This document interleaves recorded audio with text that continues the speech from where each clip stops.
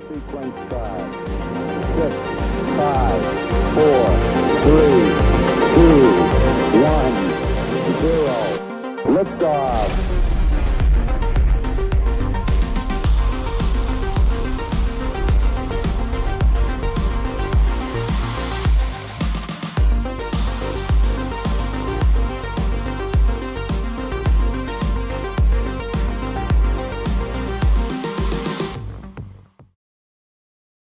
Hello everyone, welcome to our live coverage here of an historic launch from Launch Complex 39A. I am your host, Seth Kurkowski, reporter for SpaceXplorer.com. As you can see on your camera, as a live coverage of our crew, our camera there at the press site of the Falcon 9 rocket on the pad, awaiting liftoff, carrying Commander Michael Hopkins, Victor Glover as the pilot, Shannon Walker as the mission specialist, and from JAXA, Soichi Noguchi is planked on the first name for a second, but from JAXA is the first international astronaut launching on a Crew Dragon. This is a Falcon 9 rocket launched from, by SpaceX. This is the first operational crew mission. We do have Zach Hall there live. Not sure if his audio is up and running. Zach, can you hear me? Yes, we can. How are you doing out there?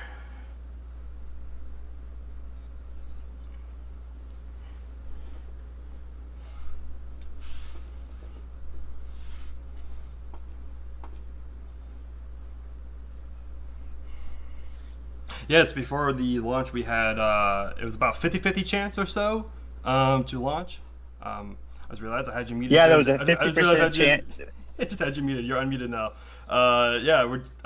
Weather is looking good. We have about 50-50 chance. According to the 45th Space Wing, we're now at a 70% chance of, I believe, go.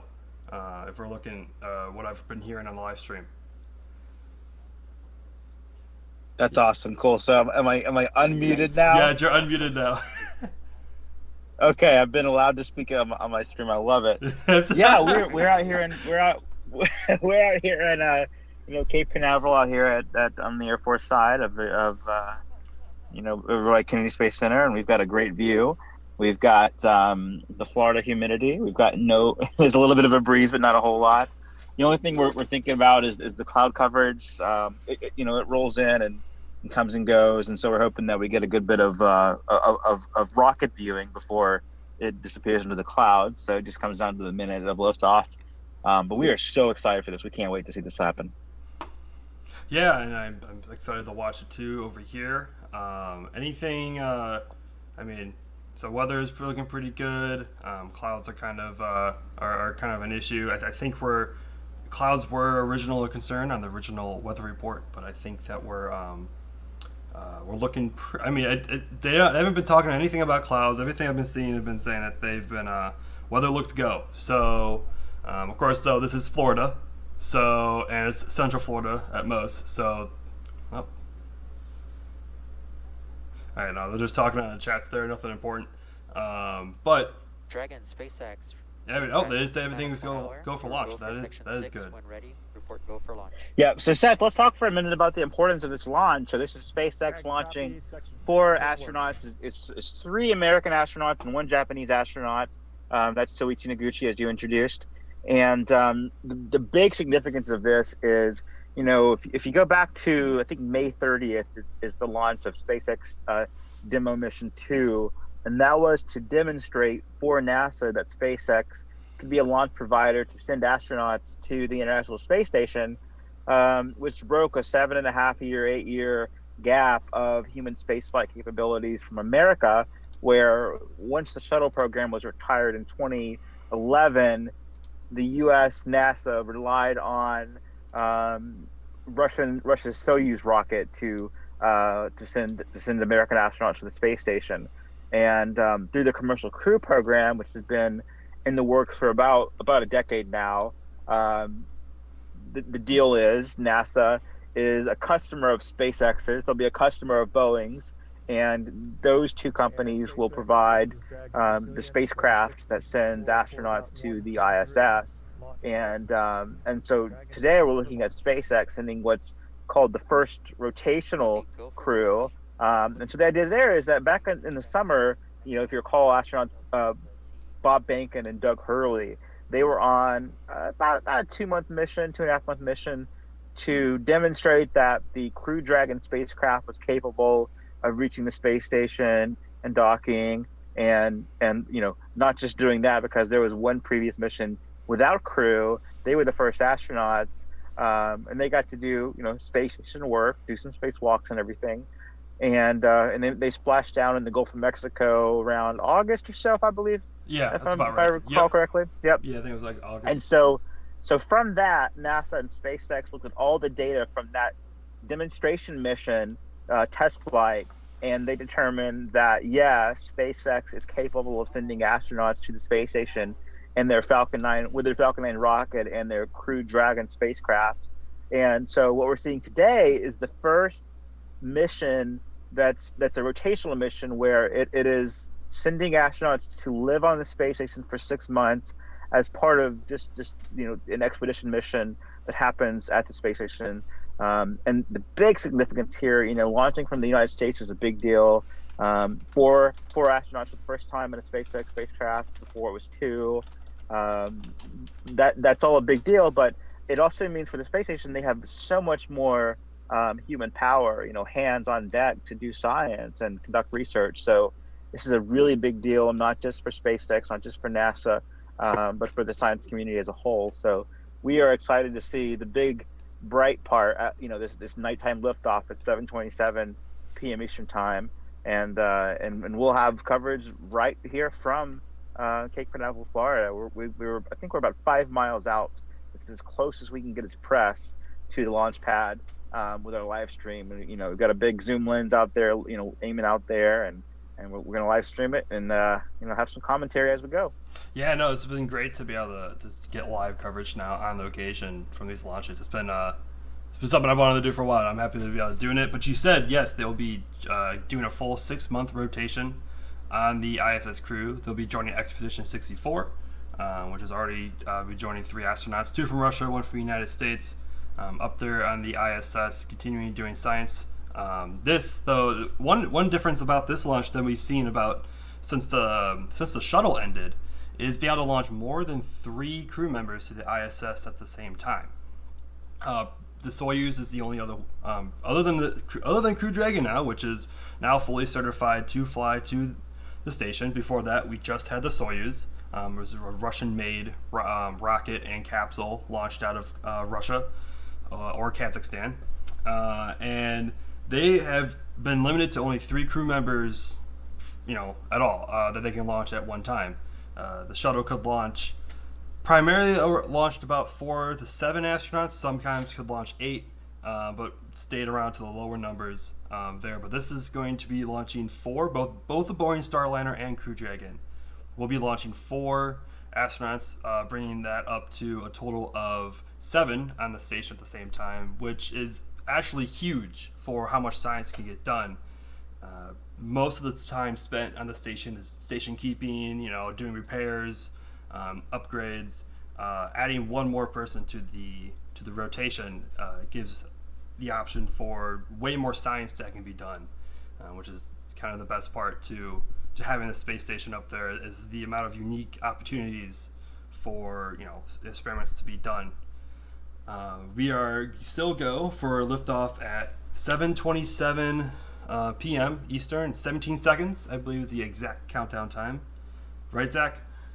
That sounds right to me. I think it was 777. I think it's the 3 numbers we have to remember. But that's right, and that's also a good time to mention an instantaneous launch, which is that there's a lot of preparation that goes into this. With catching up with the space station just the right way, and so the launch time is 7:27 and 17 seconds, because that's exactly when they can lift off to reach the space station in just the right way. Yep. And so instantaneous launch means that sometimes you have a launch window where you've got maybe 15 minutes, maybe a set of hours where you can find a time to lift off and reach the right orbit. In this case, with this hardware, we're looking at an instantaneous launch where it's down to the second that if there's going to be liftoff, it'll be then.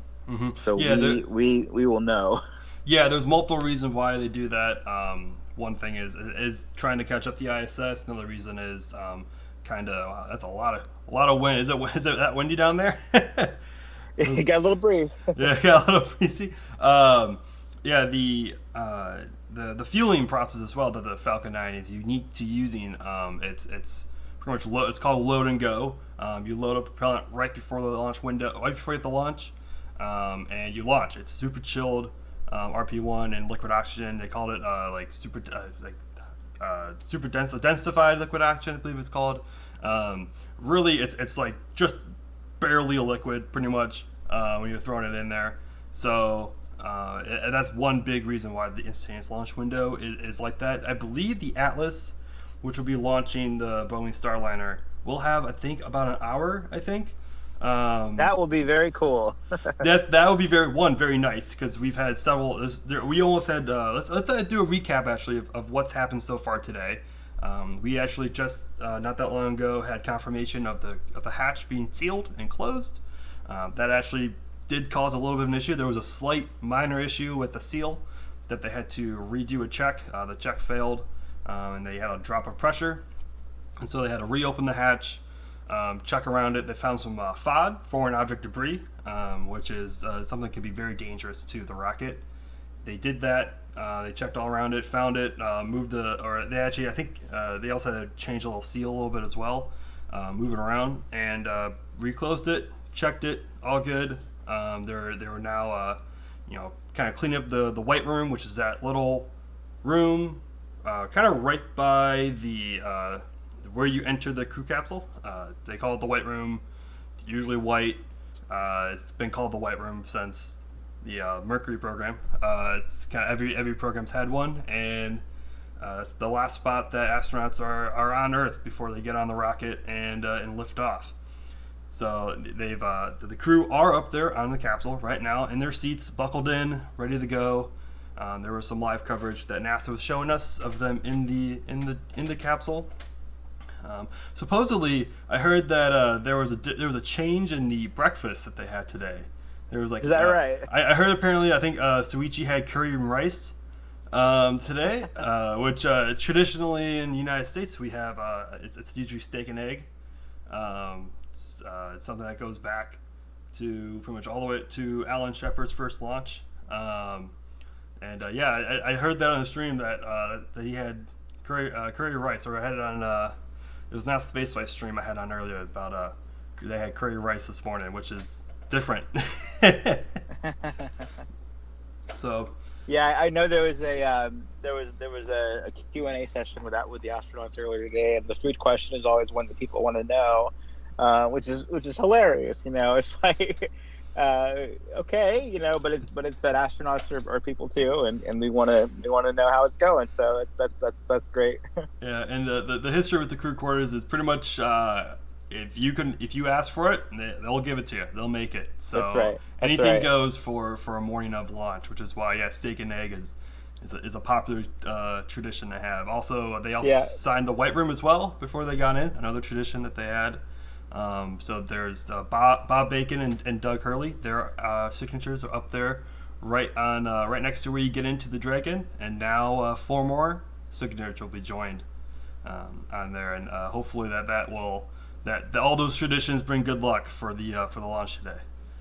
That's right, because it was a nearly perfect flight for demo mission 2. It's a lot of people are looking for changes between. Well, they were looking to know what were the differences between now and then, and it was really that was just a terrific flight, and so we hope to see the same thing today. Can you speak, Seth, a little bit about what to expect after liftoff? So we have the Falcon 9 rocket's amazing. There's 2 stages to it.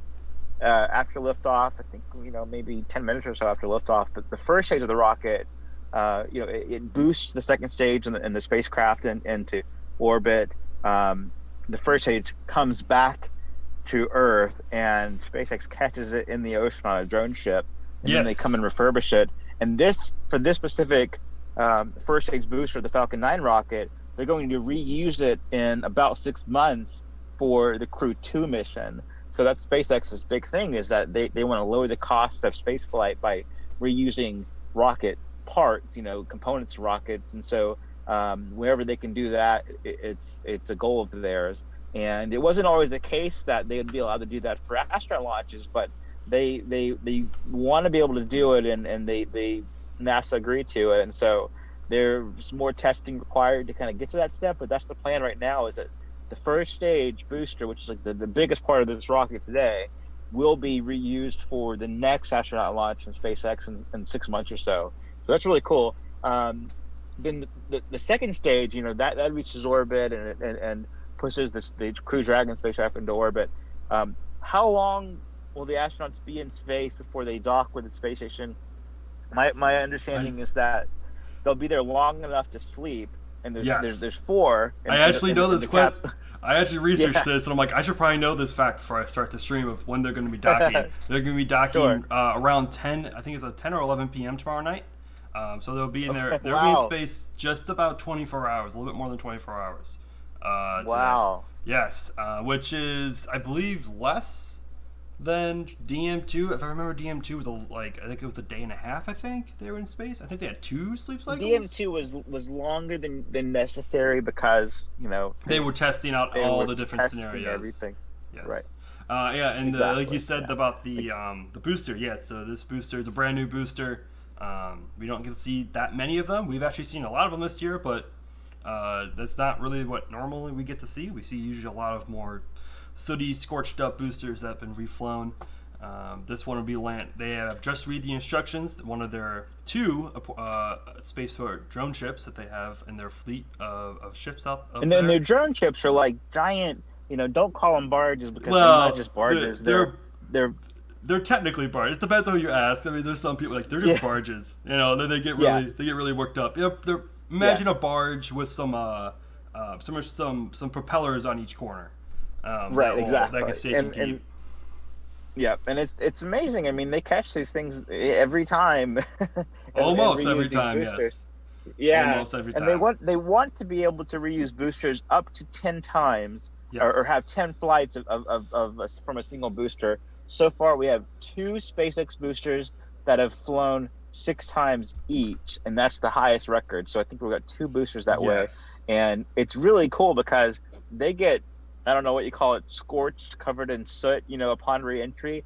They get a lot of heat applied to them, and they come back darker and darker each time. They begin out, pearly white, and they come back and they're just like covered in atmosphere.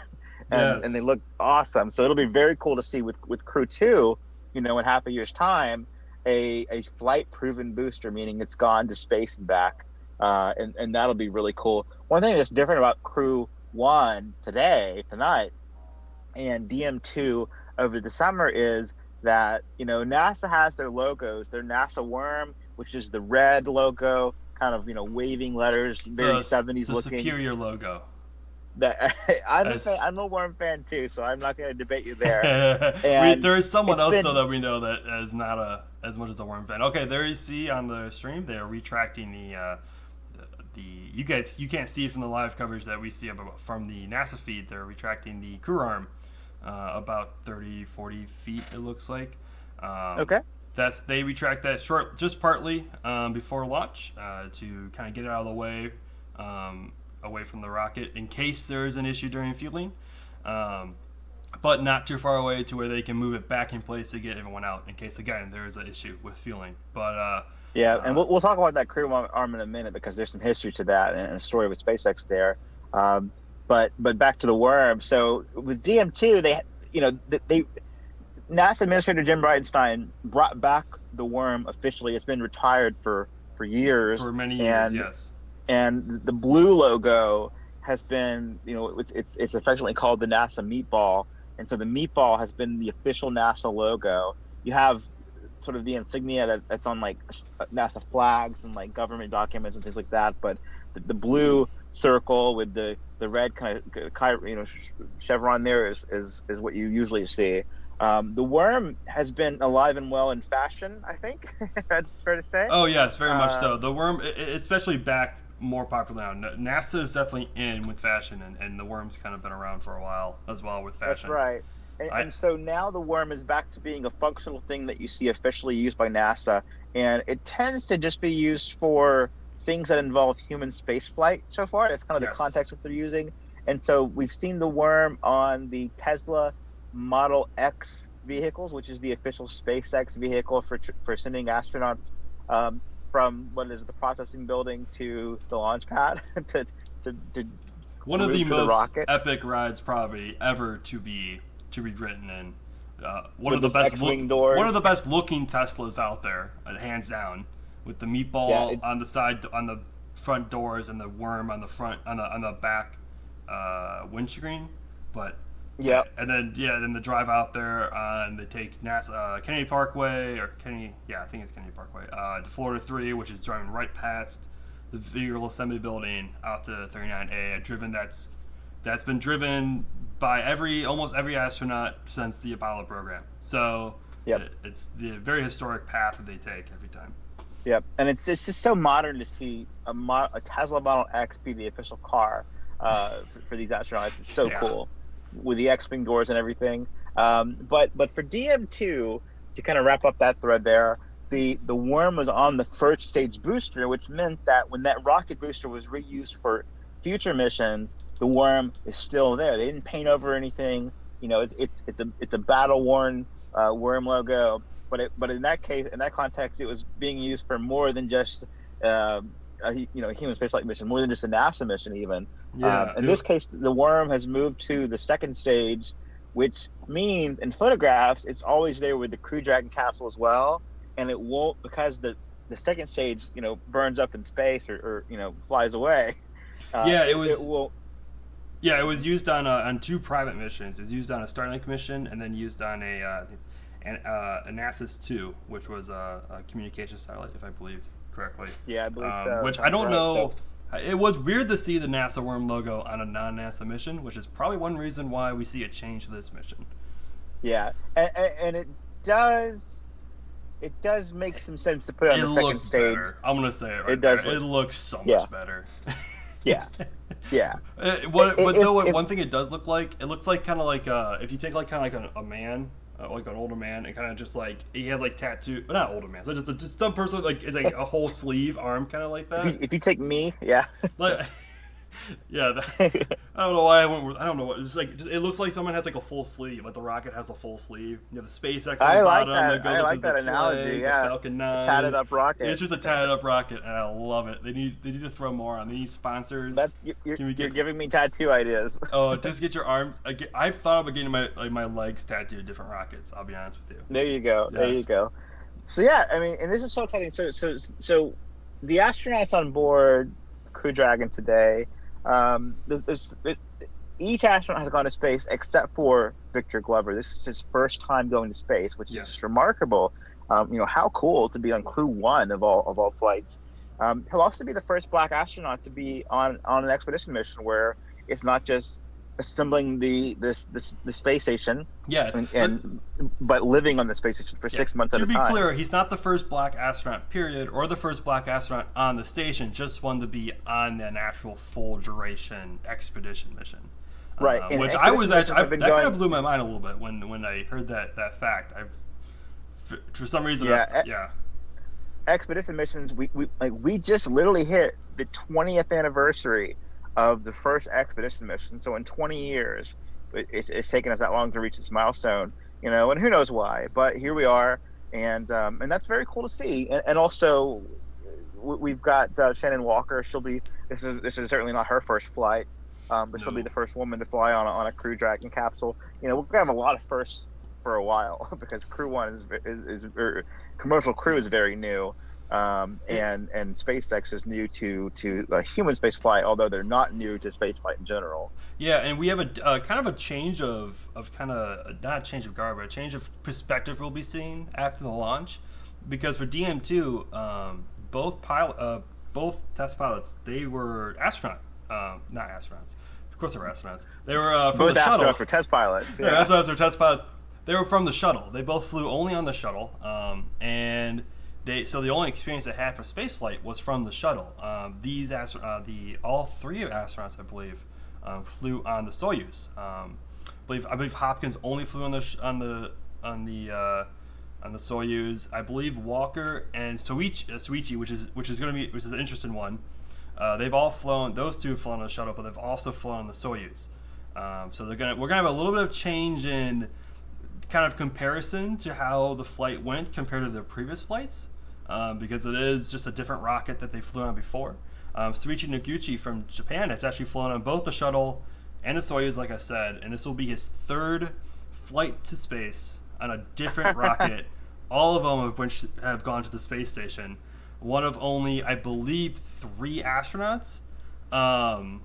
And I can't remember, there's one, I can't remember the name, but he flew on, I believe it was it was Gemini, Apollo, and Shuttle, I think. I'm trying to think, it wasn't John Glenn, I didn't remember who it was, but the other one was Wally Sharia, who is one of the lesser known astronauts from the early 60s.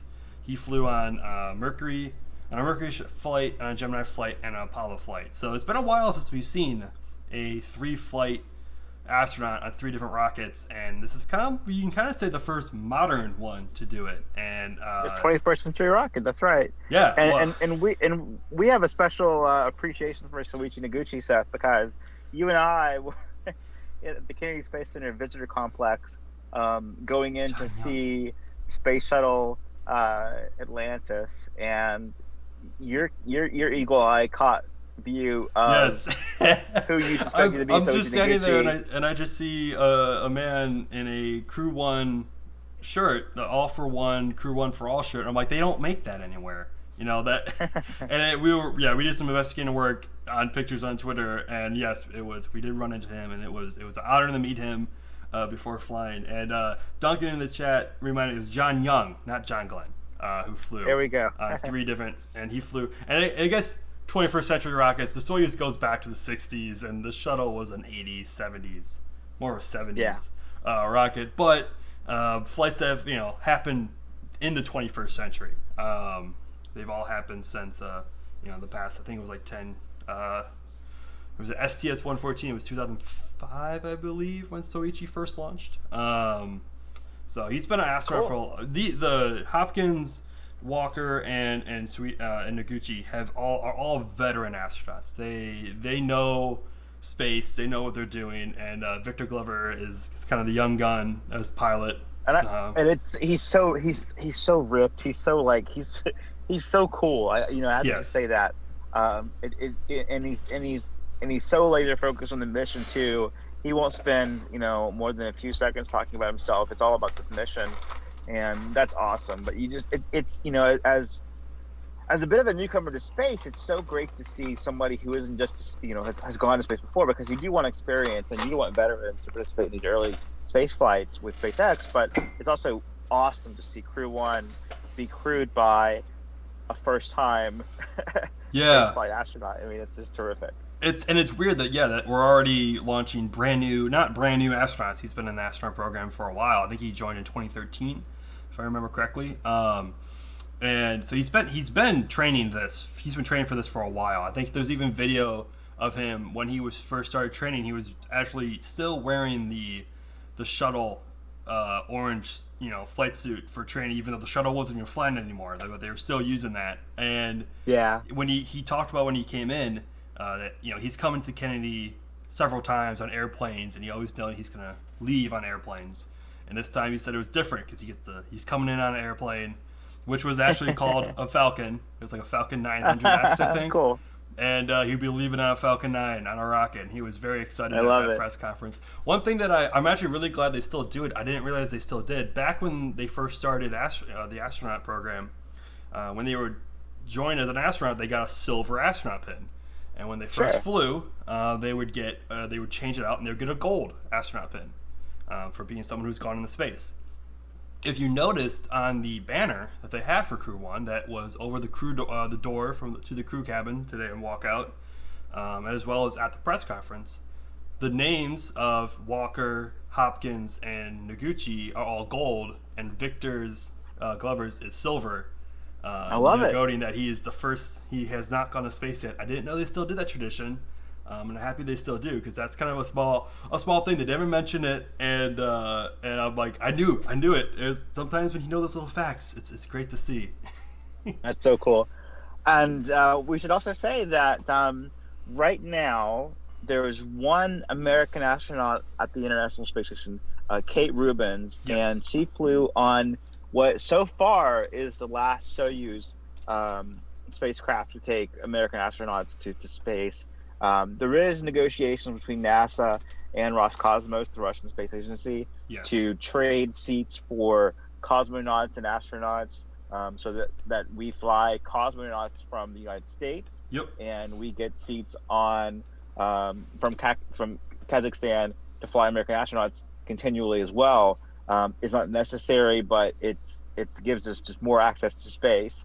But there's no deal that's been made yet. So for now, for the time being, Kate Rubins is the last NASA astronaut to fly Soyuz, and I can't recall the two cosmonauts who are aboard the space station, but there's 3 humans, Kate Rubins on the NASA side, and I 2 don't want cosmonauts. to. I have a list with their names right here onto my screen. I don't want to try to pronounce their last names because I don't know, but they're both named Sergey. Okay, Their Sergey first and names Sergey. are both Sergey. Yeah, I just noticed that, and that isn't confusing at all. So Yep. And so Sergey and Sergey on the Russian side of the ISS, and Kate Rubins on the American side of the ISS, and they will be joined in just a matter of hours by 3 American astronauts and 1 JAXA astronaut, and that's just incredible. I love seeing representation, especially representation in space, because why not? This is we're one planet, we're a diverse planet, and a lack of representation is just too bad.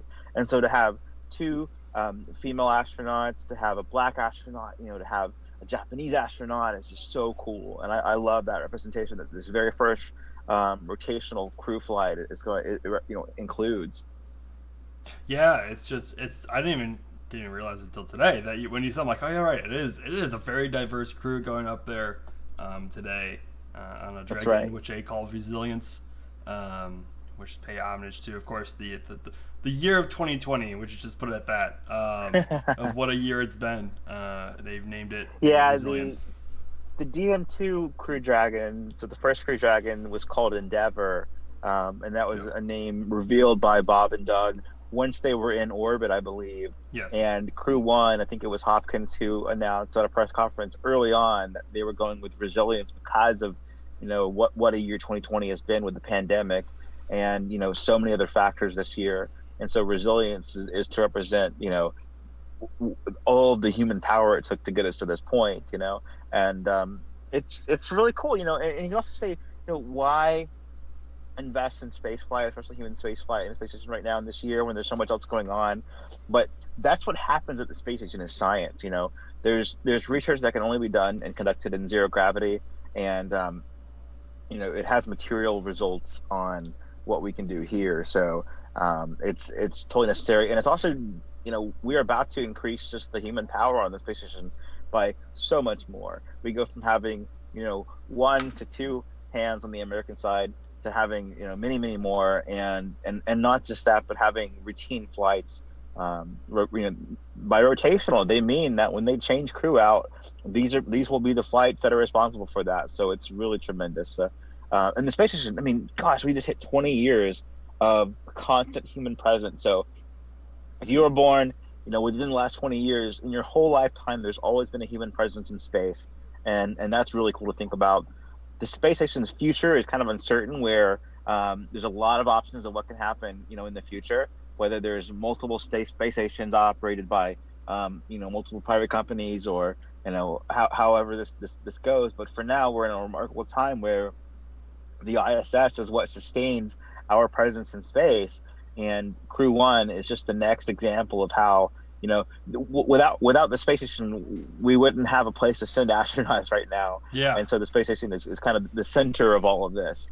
It's very cool. Just watching every time we get every so often when there's a SpaceX stream, we get some new graphics, and they've been they're going over the whole kind of what's going to happen during liftoff of what time you're going to have the first engine cut off, and and all the important features, which they'll talk about during stream while it happens. And like there's these new graphics. I'm like every time we see a SpaceX, they just keep changing things, and I love it. DM2 brought up a whole new graphic overlay, and now we're gonna have these graphics, which are super nice, super slick. Kind of show off. They do a great job, and we are now 27 minutes from liftoff, so we're within half an hour of liftoff.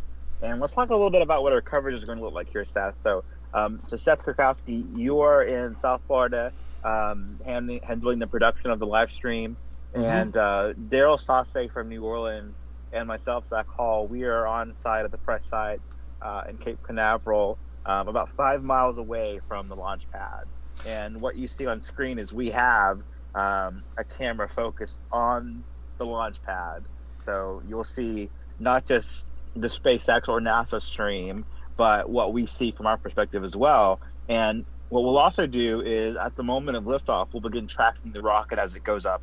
So you'll see a different perspective there. The SpaceX or NASA feed is really cool because you're going to see the perspective on the rocket. So they have cameras on the rocket that sends back a video feed from space, where you see the Earth just fall into the background, and then you are literally in space and have a video feed of that.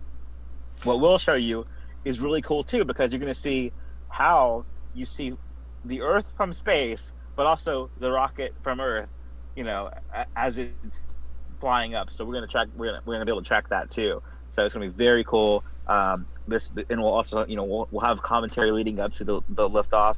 And I think, hopefully after liftoff, we'll be back to share some thoughts on what happened. But this is so exciting. Yeah, and we'll probably. Never mind. They were talking on the net, so never mind. Sure.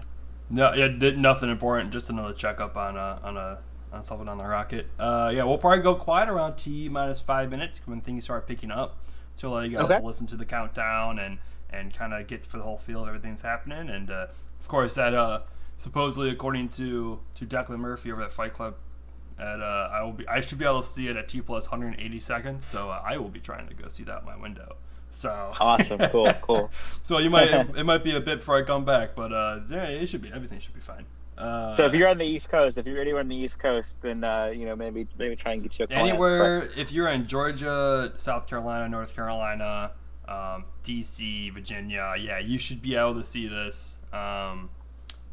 Usually, people see this. People can see rockets all the way up into Nova Scotia, which is in Canada. So. Right. This will be flying pretty much up the eastern coast, over England and Scotland, and then get in the orbit around there to rendezvous with the ISS. Seth, let's talk a bit.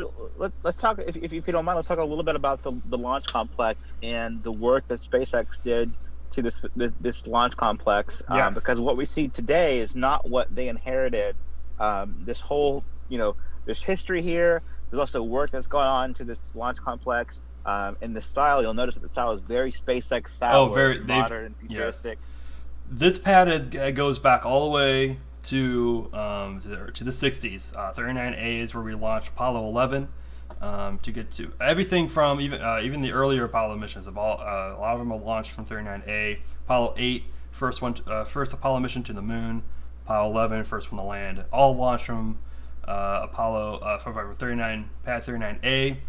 We had well over, I think, 100 or close to 100 of the shuttle launches launched with 39A. There is a secondary pad, trim pad 39B, just north of it, where we'll see NASA's new rocket SLS launch from. But when they inherited back in, I don't remember what year they inherited it. I think it was 2007 or so. No. 2007 they were still launching shuttles. It had to be after 2011 when they acquired it. 2007 I think is when they acquired maybe 40 on the Cape. That sounds right. Yeah. That's correct. So that black structure on the left side of the rocket, you see the white spot in kind of the middle of the pad. That's what we call the strong back. That holds the rocket up. On the other side of that is the rocket, and the tippy top of that white little pole, you see the Dragon, the Crew Dragon capsule. But just to the left of it is the launch tower. That to my belief, dates back all the way to the tower that was on the mobile launch platform for Apollo, one of the mobile launch platforms. They took the steel and recycled it to build the fixed service structure for the shuttle. If you guys haven't seen a picture of the shuttle pad, there's a lot going on there. There's a whole bunch of stuff that they built to kind of manage that beast of a rocket. One of the parts was the fixed service structure, and when SpaceX acquired it, they actually kept that. Pretty much most of the pad they kept. They just made changes to what they needed at the time, and they launched from it. They eventually kind of took a lot of the metal down, and they were left with a part of the metal that is still part of the fixed service structure. That metal right there is still the same metal that was used, the same structure that was used for the shuttle. Even the elevator that's in it, it's from the shuttle era. They have the toilet there, and there's a phone. There's everything you might need right before you get on the rocket right there in that structure. They painted it black. Originally it was just kind of gunmetal gray kept looking like. Little fun fact though about the service structure. When you go up the elevator, it goes up to the floor that you would get off on to get onto the shuttle. Well, the Falcon 9's a little bit taller than that, and so they could have gutted the middle of it, put a new elevator in, have it go up a half a level taller to get to the floor, or they could just build another floor and put in a few steps.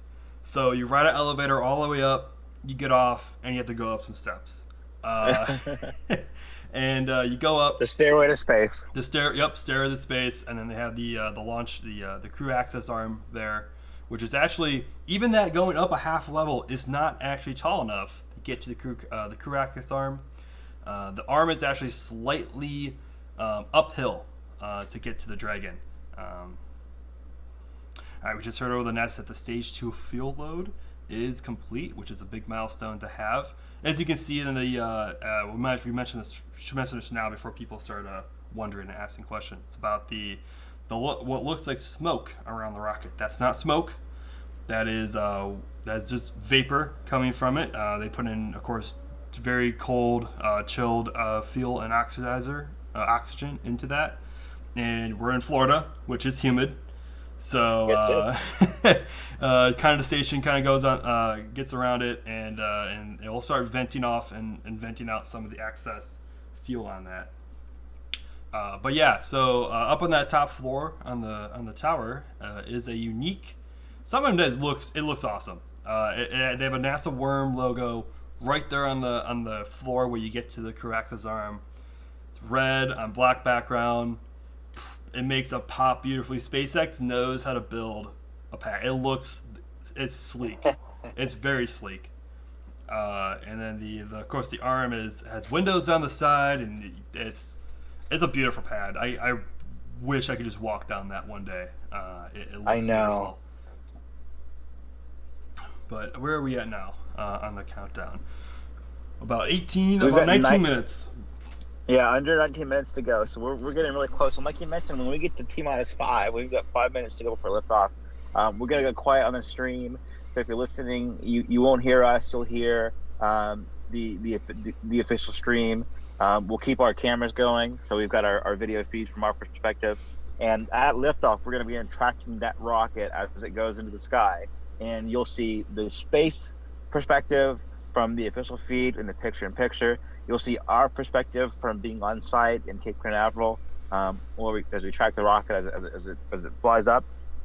We'll also have we have I lost count of how many cameras we have out here that we're going to be triggering at liftoff. So we've got a variety of pictures. We're going to try to go for some long exposure stuff. We get a streak shot of the rocket and just a whole lot of stuff. So we have a good variety of photos after the fact.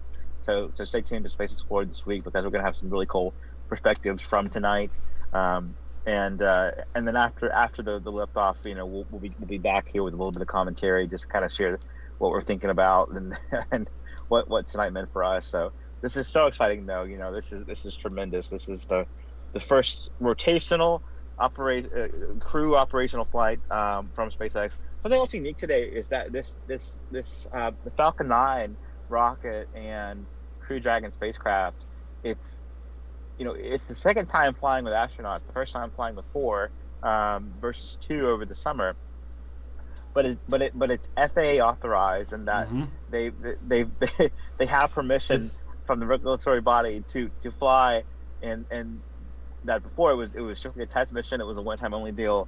In this case, they are FAA approved to fly.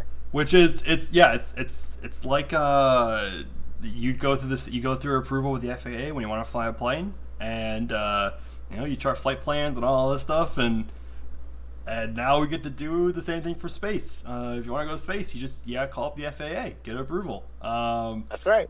For years, there's always been launch licenses through the FAA, but licensed flights to the International Space Station is the first time that the FAA has done that, and it's kind of weird. It's kind of cool and weird at the same time that that the FAA's doing this.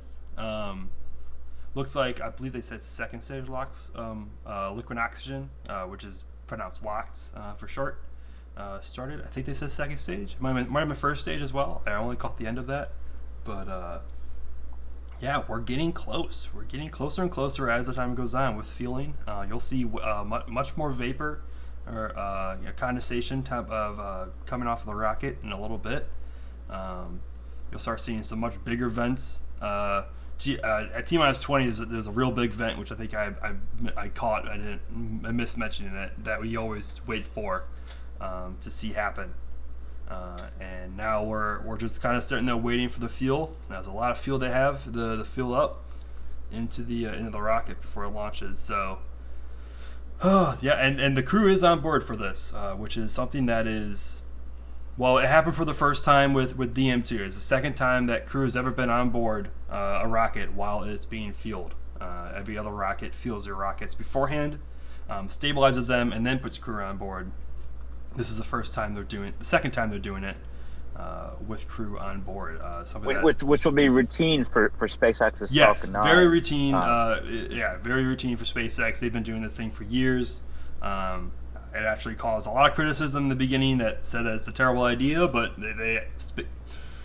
one thing that SpaceX is good with is proving people wrong. So this was very routine for them. Not really routine for NASA, but they're okay with it, and they signed off on it, and they're and it all comes down to the way that they fuel the rocket and what type of fuel they use and everything, and so.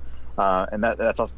And let's speak for a moment again about if anyone's listening in, what we're looking at tonight. So we're looking at 4 astronauts going from Cape Canaveral, Florida, to the International Space Station on a SpaceX Falcon 9 rocket that will send a SpaceX Crew Dragon spacecraft to the ISS.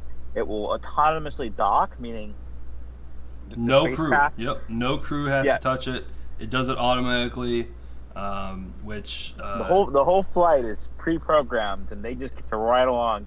The term commander and pilot, the term commander and pilot on SpaceX flights are used loosely. Right. Just in case. Just in case I have to use it, but they plan on just riding this thing all the way to the space station. Pretty much on a little 24-hour vacation. Well, they'll be doing some work, but it'd be pretty not as stressful as what the shuttle has had to do.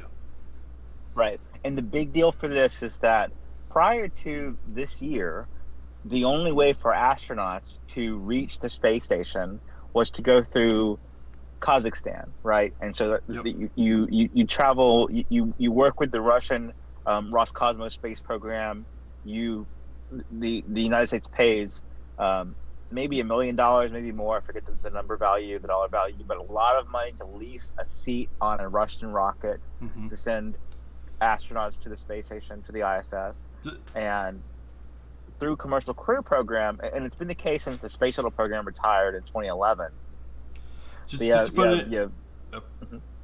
put it in perspective, before 2020, since 2011 to 2019, starting this year, in that time frame, the only 2 countries that had a rocket capable of launching humans into space was Russia and China.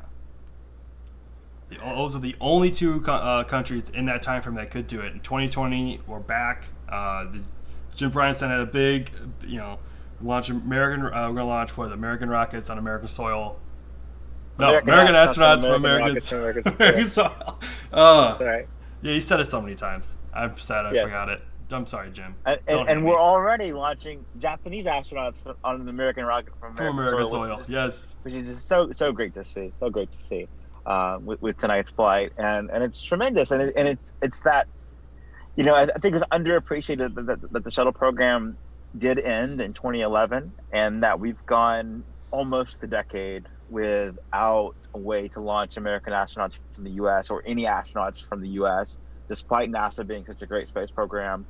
And through the commercial crew program, which has been in the works since before the shuttle program retired, the idea there is, instead of NASA owning the launch vehicle, why don't we use some of these up-and-coming space companies like SpaceX, like Boeing, that are doing their own thing? They have their own vehicles that maybe, in the past, Boeing's been a provider for NASA, but it was a Boeing-built NASA vehicle. In this case, it's a Boeing-built Boeing spacecraft, or intensified, it's a SpaceX-built SpaceX rocket and SpaceX spacecraft, and NASA is the customer in this case. So they're buying the ride from an American company, a commercial company. It's not government owned, and that's the way to get to space. We will see, like you mentioned earlier, with Space Launch System (SLS), NASA, instead of having a vehicle to replace shuttle to send astronauts to the space station, they want to have their own vehicle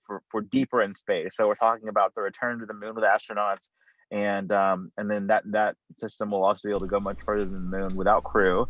But that's what NASA's focused on, is for their own vehicle, for now at least. And the writing is on the wall that in the future we'll see that also turn to commercial, where there's an actual economy now for companies to exist, for NASA to be one of many customers, ideally, because we look at SpaceX just specifically. That's the launch provider tonight. They make the rocket, they make the spacecraft. They're only just now in the business of sending astronauts to space. They've been in the business of sending satellites to space. Starlink is their new internet service, where if you're in an area that's underserved by broadband internet, SpaceX Starlink is a new way to get reliable satellite internet, where it's available now in beta in the northwestern part of the country. It's going to be a global service, though, where you can have good internet anywhere with reliability and for a reasonable price. They also are responsible for sending cargo to the space station, so that's been their business as well. And they're new to the astronaut business in this case, but they're in this business because of the years of experience from before now. So it's really cool. This is the beginning of a whole lot more activity in this decade, I believe. All right, so they just had Mike Hopkins just talked over on the nets. We didn't have it up there, but talking about they just did their 10-minute T-minus 10-minute pretty much checked on the launch screens, make sure they're in the flight mode.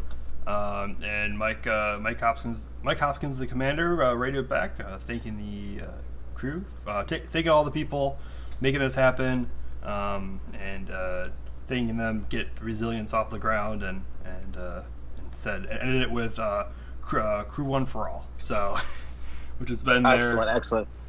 And Seth, since we're under 10 minutes away, I'll tell you what I'm going to do. I'm going to hop out. I've been in the car so far after we set up our cameras. I'm going to hop out, get everything going with our colleague Daryl, and I'll leave the stream to you. I'll still be on with you, so if you have any questions, just let me know. And like you mentioned before, at T-5, at 5 minutes before liftoff, we're going to go quiet and just let you enjoy the stream. All right, sounds good. Actually, it looks like you audio something popped up. Your video something popped up, so make sure you go fix that while you're at that. All right.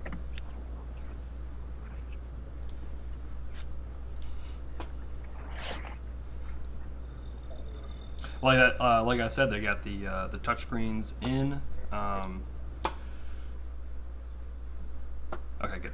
Just fixing some things here on my side. They talked about getting their flight screens up on ready for flight. There's a little picture of them. They are 3 touch screens on the flight rather than 3. Let me just fix some stuff there for you. All right. So rather than buttons and lever buttons and all of the stuff that they have touchscreens, very futuristic, very edgy. That's something that SpaceX has on their side. Of course, they love kind of making things. They like making things look all sleek and sexy. They're the SpaceX way. Let me just mute them real quick. I had them on my end. So I'm going to take you guys right over actually to their side, and we're going to bring up their audio here. Turbo pumps on the Merlin 1D first stage engines. Just hop right over and have them Next talk you call guys out through. should be in about 30. Just talk you guys through the rest of this launch, starting at T-minus 6.5 minutes. Load complete. That's the densified kerosene, that fuel on the first stage, already full on the second stage, and we'll still be loading liquid oxygen up until about 2 minutes prior to liftoff on the second stage.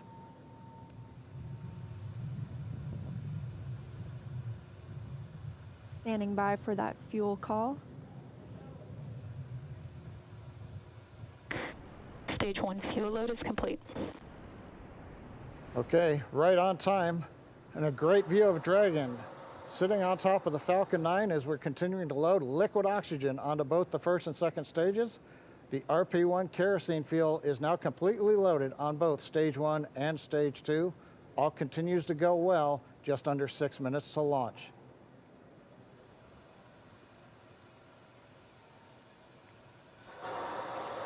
In about 30 seconds, we'll enter terminal count. Dragon's onboard computers.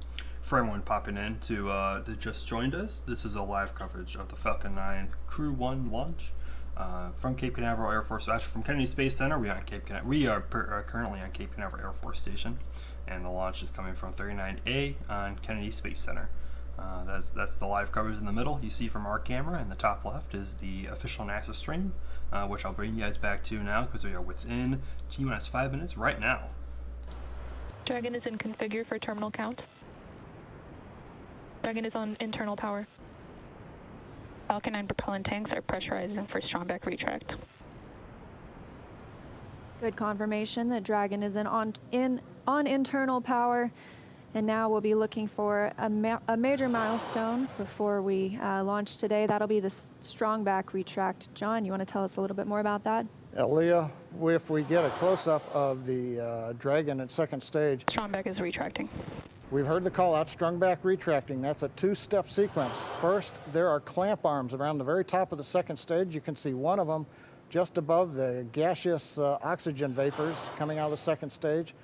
Those arms will open up. And then just inside of T-minus 4 minutes, once the arms are released, we'll begin to retract the strongback alongside the vehicle.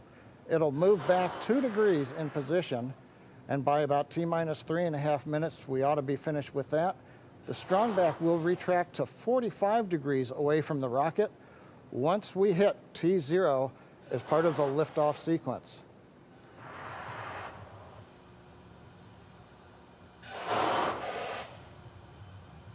At T-minus 3 minutes, we will Right now we're waiting for the retract. And there you can see the strongback is beginning to move away from the vehicle.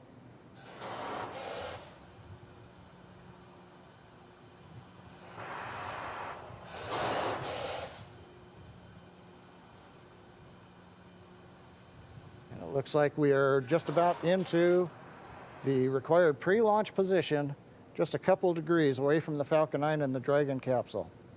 But right now, T-minus 3 minutes, 8 seconds, everything continues to be go on Dragon and Falcon 9.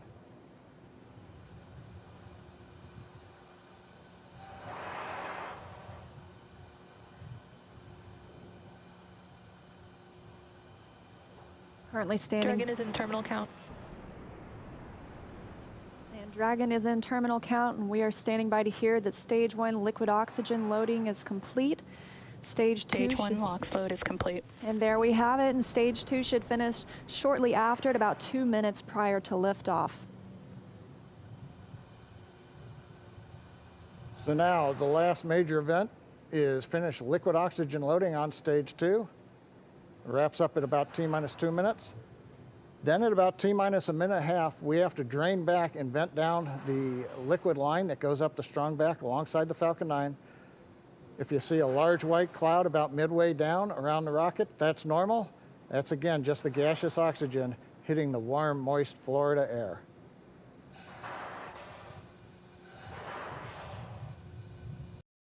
I'll mention this now. The stream that's going to be on, I'm muted on this side as well. The stream that is muted on the stream that NASA is going to be delayed by about 30 to 40 seconds, about probably. So just make sure when you see that, that's what you're going to be expecting. That we're going to be a little bit ahead of them.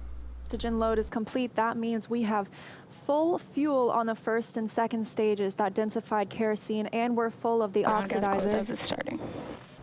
Liquid oxygen on the first and second stage as well. Now just a minute and 20 seconds until liftoff today. And as you can hear those sounds, like Soichi Noguchi said, the vehicle is alive. Coming up in 10 seconds, we'll look to hear that Dragon is in countdown. And Falcon 9 is in startup.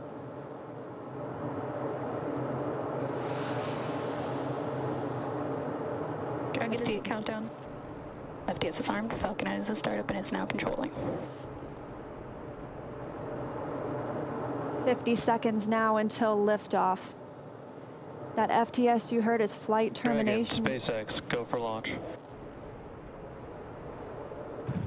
SpaceX, this is Resilient. Roger, go. Go for launch, and at 37 seconds, the International Space Station flying over Kennedy Space Center. All for one, Crew 1 for all. Crew Dragon poised to go catch it.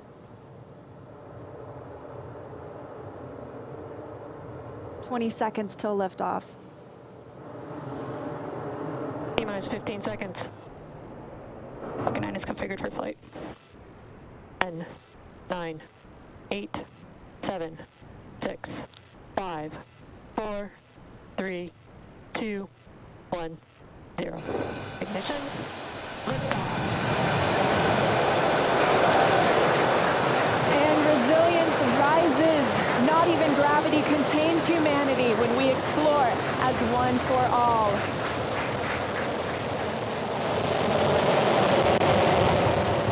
M1E propulsion is nominal. That's the word we want to hear. Stage 1 propulsion is nominal.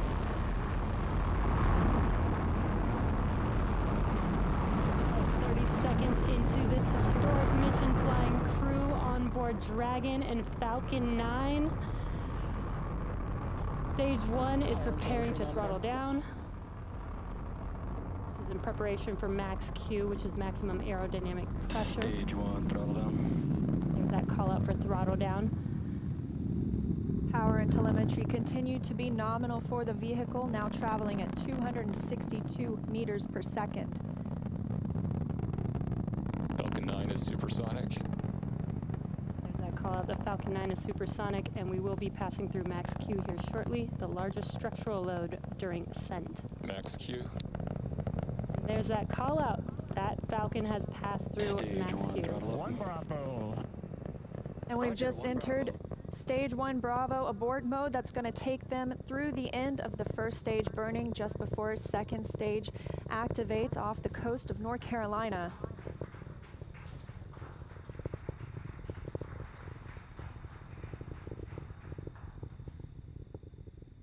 T plus 1 minute and 40 seconds into flight. Dragon and Falcon 9 traveling 709 meters per second. That call that MVAC chill is underway, the Merlin vacuum engine. Now with the call out of MVAC-D chillin, similar to what we saw in the first stage Merlin engines, the second stage engine being prepared for its ignition coming up in just over 30 seconds from now. We're a half a minute away from 3 quick events in rapid succession. We're going to get main engine cut off. The 9 Merlin engines will throttle down and then shut down. We're going to get stage separation. Stage 1, throttle down. And then ignition of the second stage engine. We've begun the throttle down in preparation for stage separation.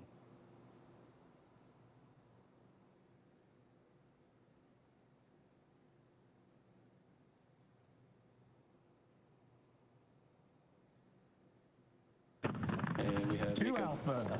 Stage separation confirmed.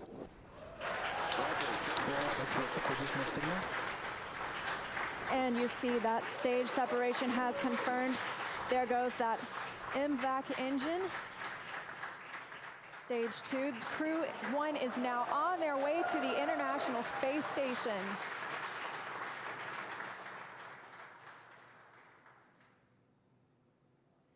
On the right side of your screen, you see Stage 2 continuing to burn. Over on the left-hand side is Stage 1 preparing for its return to Earth. Currently on the left side, you can't make out much. It's a couple hours after sunset in Florida, but the grid fins have deployed on the first stage. The first stage is now unpowered, but with the velocity it had, it continues to coast up to an apogee before it begins to descend back into Earth's atmosphere. Now, as we watch, maybe we'll see the lights of Florida or the eastern seaboard in the background, but otherwise there's not going to be much to see. On the right-hand side, Dragon SpaceX trajectory nominal. you can hear the call out. Trajectory is nominal. Nominal trajectory. And we've heard the call out Bermuda. That means Bermuda ground station has the signals from the second stage of the Dragon and Falcon 9.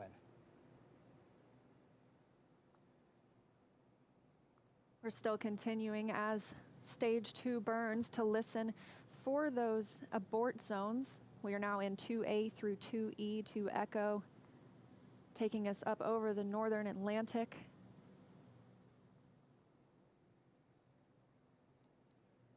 Right now you can see the second stage engine glowing with the standard red that we have come to see over all these missions. Indicates everything's looking good. Power on the MVAC-D engine continues to run at 220,000 pounds of thrust in the vacuum of outer space. Dragon SpaceX trajectory nominal. And trajectory nominal. Copy. Nominal trajectory. And we hear the reply from the crew acknowledging we have a nominal trajectory. Dragon made it to the Falcon 9 second stage, heading into the low Earth orbit, where Dragon will then separate and begin its trip the rest of the way to the space station. We'll be looking for SECO, second stage engine. All right, everyone, we just saw liftoff for Crew-1, and I'm actually kind of stoked because I got to see it from Fort Lauderdale, which I was jumping up and down. I totally wasn't jumping up. No, I was definitely jumping up and down on my balcony cheering. I did come back just to check, and you guys had a great camera view of it. It was tremendous. I mean, and I gotta tell you, I've seen. Can you hear me, Seth? Yeah. So I gotta tell you, seeing that thing at night with people on it, it's just like so romantic. I love it. You guys had. I gotta go back and rewatch some parts of the stream because I came back and you guys had a beautiful view of it. Yeah, and we're still watching for re-entry of that first stage booster. So it's going to be a nice light show. Hopefully, we'll get to give you a review of that. Yeah, and you can still see second stage up there. Yep. Nice and bright, like a star going by. I was telling you before the stream, we'll have that view from space from their camera feed, but we give you the on-the-ground perspective because it's that neat in-between phase where you see, the Earth from space on their camera, but yet we see the rocket in space from Earth, and it's just so cool to see that. Yeah, totally. Yeah, and you see in the top left of your corner of your screen, that's the second stage, the one Merlin engine that's on their second stage firing. That will bring them all the way up to into space. The second stage does a whole lot of great work. I'm gonna bring the audio back up. Yeah, and make sure this is not. We couldn't have asked for better weather because me either down here. It is clear. Yeah, there was a lot of cloud coverage, when we first got here, but it really cleared out. The only cloud I see is a plume from the rocket. And the stars, it was so neat. It's like you're watching those 4 people travel into the stars, even though they're only going to the space station. It looks, from our perspective, they're going into the stars. Oh yeah. And now we're looking at that first stage booster return. Man, that is bright. Oh, that's booster return. That is. Oh, nice. That is so cool. That is a re-entry. That's the re-entry burn of the Falcon 9 first stage, which will be landing on the drone ship. Just read the instructions. That's only one. Just remember, that's only one of the 9 Merlin engines firing right now. They'll fire up 1 to 3 of them for booster for landing on the drone ship. And Yeah, that's keep an an eye empty on the pad. feed. Yeah, and keep an eye on the feed because we usually get a really good view of that first aid booster landing on the drone ship out in the Atlantic Ocean. So there's more to see, even though we've got the big part behind us now. There's more to see here in just a few minutes. I'm about to post post my images of what I saw doing launch photography all the way from from Fort Lauderdale. Did you use a dedicated camera? No, I use my iPhone. Oh, cool. At that point, you're not gonna get anything good with a normal camera, so might as well just use your iPhone. But all right, so it looks like the Merlin vacuum shut down. On screen right now. Yeah. We just saw 4 humans leave the Earth. It is. There's something else about it when you're Right, and there's also something else about it at night because you miss DMT. DMT. Being here, and I saw it. It was like, I was around a lot of folks, but at night there's something romantic about it because it's just like a candle. They call it a Florida sunrise for a reason. Yeah, and we have landing coming up right now. Okay, we're watching for landing. They just landed it. Is it there? Is it there? Come on. It's there. As the smoke clears, it's there. Yeah. And that booster, the plan is for that booster to be reused in about half a year for Crew 2 mission. So that booster is significant. Q1, I believe, of 2021, I think it's planned for, or spring. I don't know whatever spring is. I don't know if that's Q1 again, it's Q2. Yeah. But spring of next year, hopefully we'll see that booster back, carrying more astronauts to space. That's right. And there's the crew. Which will be a first because we've seen. And you can tell they are definitely in 2 zero boosters G's. refly. Yeah, we've seen 2 boosters fly up to 6 times so far. This will be the first booster to fly again with astronauts. So it's going to be very big for Crew 2 in Q1 2021. So there you have. There's the 4. They're staggered there too. I actually didn't even know they were staggered. I thought they were all in one line. Where the seats were. But they're there. You can see Victor Glover and Mike Hopkins there in the front 2 seats, controlling things, checking things over as the Dragon gets up into in the orbit. I think they're coasting right now. They get into the right orbit. They get to space. Zach, anything to add other than that beautiful view of the launch? Yeah, I mean, I'll be able to express all my excitement in just a few minutes. We're breaking down some things. We're going to leave the feet up for as long as we can, so you can see the launch pad where this rocket just took off from. And right now we're kind of getting the gear back in the car, and it's we have this kind of cool thing like, okay, the launch is behind us now, but we captured so much stuff out here that the next thing we get to do is dig through it all and see what else we can share from this on the ground perspective. Man, that was great. Right now they are. I'm gonna take your audio off because I think that is Jim talking, and we don't want to have him on.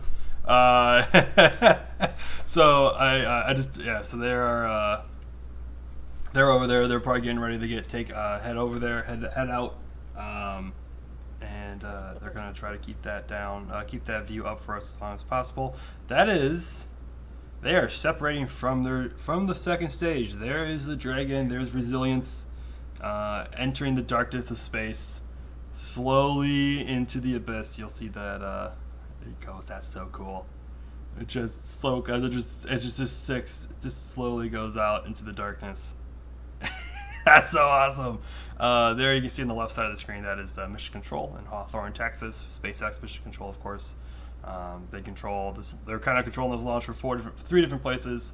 They have launch control in Kennedy Space Center, of course, SpaceX Mission Control in Hawthorne, California, and then NASA Mission Control for the ISS in Johnson. So, oh man, that was a great thing to see. If you guys missed it, of course, they just launched SpaceX launched 4 astronauts to the International Space Station. Victor Glover is officially a full-fledged astronaut, being welcoming into space, being able to experience true zero-G for the first time. Man, we're still getting the camera from that second stage. That second stage doesn't stay up there in orbit. It does. They do turn that around and deorbit that. Dragon SpaceX. So I think the next point that we're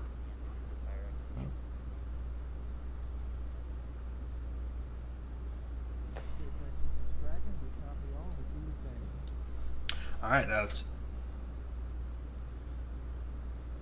my nest is a little bit faster than yours, so you'll hear that coming up in a little bit. What they're talking, they're just talking about clean separation. The triggers are clear to all the start firing and on their own. The station keep. Zach, is that something with the camera that's making the pad go black and come back, or are they actually turning the lights on and off? That'd be me in the way. Okay. I'm like, are they just flicking the lights on and off on 39A as like a celebration? That's me unpacking. My apologies. No worries. I was confused for a second what that was. All right. Only 10 cameras? What? You need like 20. Come on now. Where's did you leave the iPhone out there for slow motion? We did a time lapse. We did a streak shot with it. Oh really? I haven't done a streak shot with the iPhone. Yeah, for everyone listening, yeah, we did do a slow motion video with the iPhone 12 Pro. We left it on the pad for the last launch, which was NRL 101. Always a tongue twister for me apparently. And that came out beautiful. So if you guys haven't, check out. It's on the YouTube channel. It is a beautiful shot. We're like trying to get creative with our iPhones and seeing how we can use them.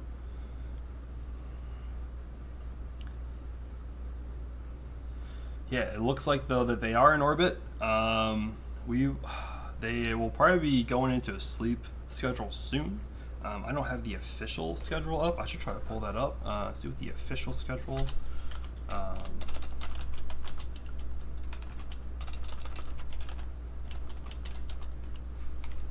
Is because they'll probably go into a sleep phase, probably go into crew sleep soon, probably within the next couple hours after they're fully in orbit, and they'll probably wake up in the morning, get some work done, and probably have a second phase of rest before they start docking.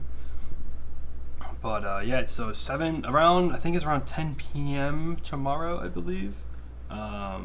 They will be docking to the International Space Station,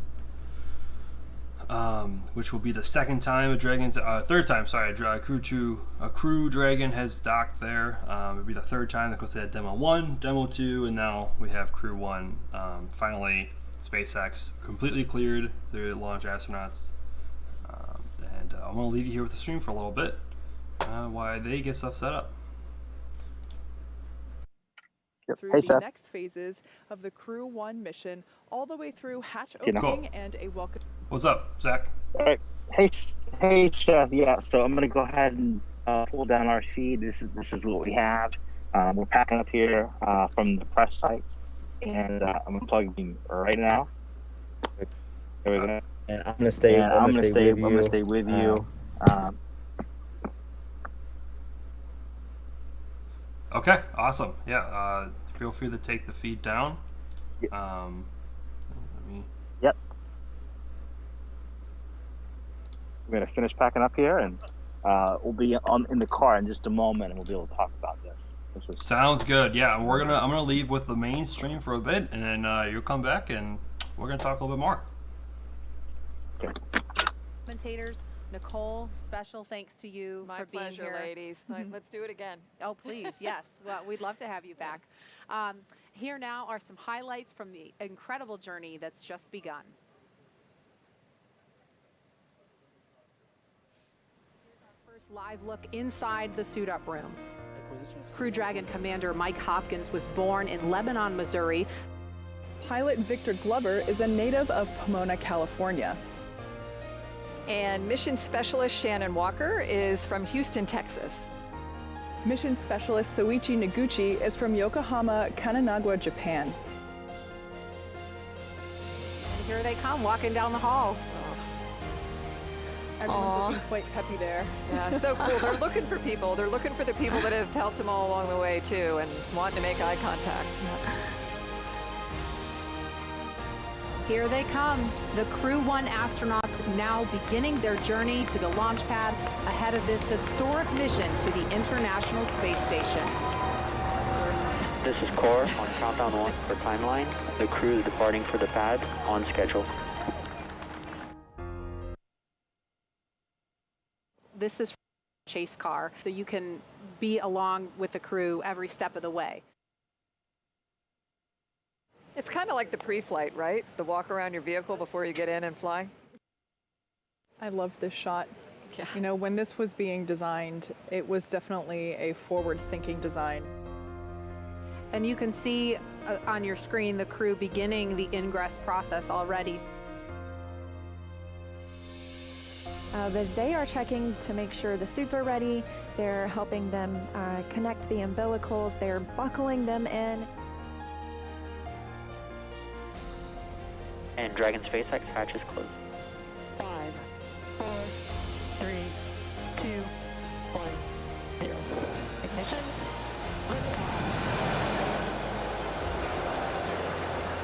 And resilience rises. Not even gravity contains humanity when we explore as one for all.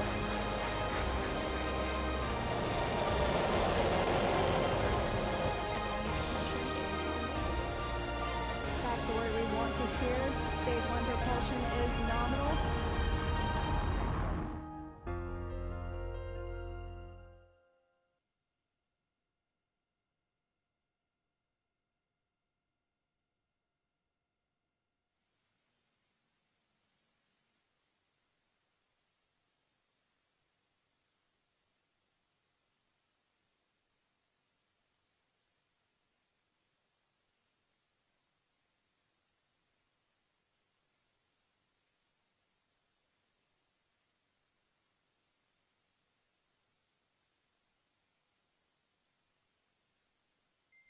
Dragon SpaceX for TCS. Go ahead. Yeah, we can confirm, despite your alerts, Loop Bravo is healthy, and we're seeing the expected response. We did fail over Loop Bravo. This is moving forward shortly. All right, everyone. I guess we are done here on the stream. I didn't know they ended it that quickly. So, oh no, we're popping up now with Tim Dad's stream. But so we'll just transition over here. Thank you everyone for watching. Thank you everyone for coming in to the stream. We'll stay tuned for over the next next 6 months, especially though the next 24 hours though for coverage of the Crew-1 ascent to the ISS and of course their mission while they're on board, part of Expedition 64. Thank you guys all for coming out. We'll see you guys next time.